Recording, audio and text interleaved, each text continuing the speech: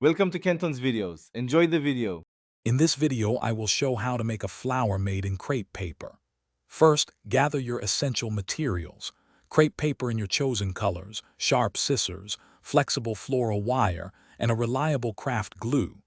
Ensure your workspace is clean and organized, ready for the creative process.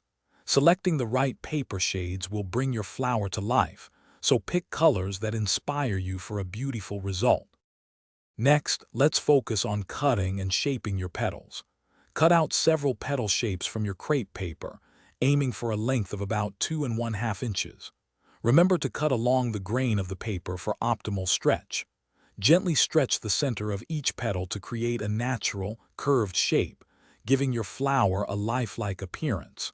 Varying petal sizes will add depth and realism. Now it's time to assemble your beautiful flower. Begin by attaching the first few petals tightly around the end of your floral wire, forming the center bud. Continue adding petals, overlapping them slightly and working your way outwards, creating a full and layered bloom. Secure each petal firmly with a small dab of glue at the base, ensuring your flower holds its shape perfectly. For the final touches, add small green leaves to the base of your flower, enhancing its natural look. Gently adjust and fluff the petals to achieve a natural, open appearance, making your crepe paper creation truly shine. These flowers are delicate, so handle them with care to maintain their beauty.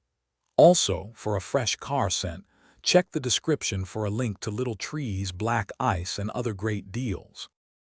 Thanks for watching. Consider subscribing if we helped you.